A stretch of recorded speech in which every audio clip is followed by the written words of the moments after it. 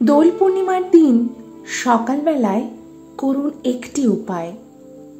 আপনার জীবনের সকল বাধা বিপত্তি দূরে যাবে, আপনার বাড়ির নেগেটিভ শক্তি দূরে যাবে এবং বাড়িতে পজিটিভ শক্তির প্রবেশ হবে। নমস্কার বন্ধুরা, আমি সুমিতা। আমার চ্যানেলে আপনাদের সকলকে অনেক অনেক স্বাগত। আশা করছি আপনারা সকলে খুব ভালো আছেন এবং ঈশ্বরের কৃপায় সুস্থ আছেন। সামনেই আসতে চলেছে দোল পূর্ণিমা। উৎসাহ ও আনন্দের সঙ্গে পালিত হয় এই উৎসব। এই দিন রঙের খেলায় মেতে ওঠেন 8 থেকে 80 প্রত্যেকে। আর এই দিন আপনারা যদি একটি উপায় করতে পারেন, তাহলে আপনার জীবন সুখ সৌভাগ্যে ও স্বাচ্ছন্দ্যে ভরে যাবে। আপনার জীবনের সমস্ত বাধা বিপত্তি দূরে যাবে এবং আপনার পরিবারে যদি নেগেটিভ শক্তির প্রভাব থেকে থাকে সেটিও দূরে যাবে। কি উপায় করবেন এবং কিভাবে করবেন সম্পূর্ণটি জানার জন্য আজকের ভিডিওটি দেখতে থাকুন। আশা করছি আপনাদের ভালো লাগবে এবং একটু হলেও আপনাদের উপকারে আসবে। চলুন ভিডিওর মূল পর্বে যাওয়া যাক। তবে মূল পর্বে যাওয়ার আগে আমার সকল বন্ধুদের কাছে অনুরোধ, সম্পূর্ণ ভিডিওটি দেখবেন। আশা করছি আপনাদের ভালো লাগবে।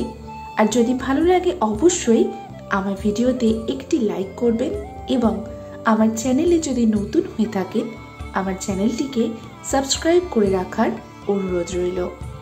আমি সাধারণত আমার বন্ধুদের জন্য পুজো পাঠের বিধি, তত্ত্বকথা, বাস্তু টোটকা এবং বিভিন্ন রকম উপায় বিষয়ক ভিডিও বানিয়ে থাকি। সামনেই আসতে চলেছে দোল পূর্ণিমা। এই তিথিতে বৃন্দাবনে রাধাকৃষ্ণ একসঙ্গে হোলি খেলে রঙিন হয়ে উঠেছিলেন। এই পূর্ণিমা বছরের 12টি পূর্ণিমার মধ্যে অন্যতম। এই পূর্ণিমাতে সামান্য কিছু পূজা অর্চনা কিন্তু আপনার জীবনে শুভ ফল আনবে। দোল বা হোলি যে নামেই আমরা তা পালন করি, এই উৎসবের ধর্মীয় তাৎপর্য কিন্তু খুবই গুরুত্বপূর্ণ। ধর্মীয় ব্যাখ্যা যাই হোক না কেন, এই দিন সামান্য কিছু পূজা অর্চনাও কিন্তু বিভিন্ন ক্ষেত্রে সাফল্য আনতে পারে। এই দিন শ্রীবৃদ্ধির কথা মাথায় রেখে বাড়িতে বিশেষ পুজো পাঠের আয়োজন করেন অনেকে। কিন্তু যেভাবে সেভাবে পুজোর আয়োজন করলেন আর শ্রীবৃদ্ধি হবে তা তো হতে পারে না। এই পূর্ণিমায় চন্দ্র সহ 4 গ্রহ অবস্থান করবে চন্দ্রের নক্ষত্রে। এই দিন চন্দ্রের আরাধনায় আপনারা অত্যন্ত শুভ ফল পাবেন। এই দিনে ভক্তি সহকারে রাধা কৃষ্ণ, ভগবান শ্রীকৃষ্ণ এবং মহাদেবের উপাসনা প্রেম, বিদ্যা ও আর্থিক সাফল্য প্রদান করতে পারে। আর এই দিন আপনারা যদি সকালবেলায় ঘুম থেকে উঠে বাড়ির মুখ্য দরজায় একটি জিনিস আপনারা এঁকে দিতে পারেন, তাহলে আপনার জীবনে নেমে আসবে অপার সৌভাগ্য। তাহলে কিভাবে উপায়টি করবেন এবং কি কি নিয়ম পালন করবেন আজকে সব কিছু জানবো এই ভিডিওতে। কিন্তু তার আগে চলুন জেনে নিই এই বছর দোল পূর্ণিমার সঠিক সময়সূচি। এই বছর ফাল্গুন মাসের পূর্ণিমা তিথি পড়েছে 13ই মার্চ। পূর্ণিমা তিথি শুরু হবে 13ই মার্চ বৃহস্পতিবার সকাল 10টা 35 মিনিটে এবং পূর্ণিমা তিথি শেষ হবে পরের দিন 14ই মার্চ দুপুর 12টা 23 মিনিটে এবং হোলিকা দহন হবে 13ই মার্চ। হোলিকা দহনের শুভ সময় 13ই মার্চ রাত 11টা 26 মিনিট থেকে রাত 12টা 30 মিনিট পর্যন্ত। দিন পারলে ভোরবেলায় ঘুম থেকে উঠুন। বলা হয় সূর্যোদয়ের আগে ঘুম থেকে ওঠা অত্যন্ত শুভ, তাই চেষ্টা করবেন সূর্যোদয়ের আগে ঘুম থেকে ওঠার। সূর্যোদয়ের আগে ঘুম থেকে উঠে ঘর বাড়ি খুব সুন্দর করে পরিষ্কার করুন, কারণ যেহেতু এই দিন পূর্ণিমা এবং দোল পূর্ণিমার দিনটি অত্যন্ত গুরুত্বপূর্ণ, তাই এই দিন বাড়িঘর পরিষ্কার রাখা খুব দরকার। এরপর আপনারা ভালো করে স্নান করে নিন। এই দিন অনেকেই গঙ্গা স্নান করেন, আর দোল পূর্ণিমার দিন গঙ্গা স্নান করার একটি আলাদাই শুভ মাহাত্ম্য রয়েছে। তাই আপনি যদি সম্ভব হয় তাহলে অবশ্যই গঙ্গা স্নান করুন। যদি সম্ভব না হয় বাড়িতে স্নানের জলে একটুখানি গঙ্গা জল মিশিয়ে স্নান করে নিন। এরপর স্নান সেরে শুদ্ধ বস্ত্র ধারণ করুন। কোনো উজ্জ্বল রঙের বস্ত্র ধারণ করবেন। উজ্জ্বল রঙের বস্ত্র ধারণ করে আপনারা ঠাকুর ঘরে চলে যান এবং ঠাকুর ঘরের সামনে, ঠাকুরের আসনের সামনে বসে আপনারা দুটি মন্ত্র জপ করবেন। এই দুটি মন্ত্র আমি আপনাদের স্ক্রিনে দিয়ে দিচ্ছি, আপনারা দেখে নিন। হে কৃষ্ণ করুণা সিন্ধু দীনবন্ধু জগৎপতে গোপেশ গোপিকাকান্ত রাধাকান্ত নমস্তুতে। এবং আরেকটি মন্ত্র হলো কৃষ্ণায় বাসুদেবায় হরয়ে পরমাত্মনে প্রণত ক্লেশনাশায় গোবিন্দায় নমো নমঃ। এই দুটি মন্ত্র আপনারা অবশ্যই জপ করুন। 108 বার জপ করতে পারেন। যত বেশি জপ করবেন ততই বেশি শুভ। এরপর অনেকেই এই দিন বাড়িতে সত্যনারায়ণের ব্রত পালন করেন। যদি না হয় সেক্ষেত্রে আপনারা মা লক্ষ্মী এবং শ্রী নারায়ণের বিশেষ পুজো এদিন অবশ্যই করবেন এবং আপনার ঠাকুরের আসনের সামনে একটি ঘিয়ের প্রদীপ অবশ্যই জ্বালাবেন। উপোস করে পুজো দিতে পারলে এদিন খুবই ভালো। যদি না পারেন সেক্ষেত্রে আপনারা এমনি বিশেষ পুজো দিতে পারেন। এবং পুজোর সময় অবশ্যই বাড়িতে থাকা দেবদেবীর পায়ে আবির দিতে ভুলবেন না। তারপর আপনারা কি করবেন, একটুখানি গঙ্গা জল নেবেন। গঙ্গা জল নিয়ে তার সাথে মেশাবেন একটুখানি দুধ এবং তার সাথে মেশাবেন একটুখানি হলুদ। হলুদটি যেন রান্নাঘরের না হয়, পরিষ্কার হলুদ যেটি বাজার থেকে কিনে নিয়ে আসবে সেই হলুদ। এই তিনটি জিনিস খুব ভালোভাবে মেশাবেন এবং মেশানোর পর আপনার বাড়ির যেখানে সদর দরজা সেখানে ওম এবং স্বস্তিক চিহ্ন, এই দুটি চিহ্ন অঙ্কন করবেন।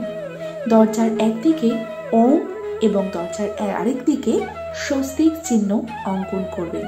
এতে আপনার বাড়ির যত নেগেটিভ এনার্জি রয়েছে তা দূর হয়ে পজিটিভ এনার্জি প্রবেশ করবে।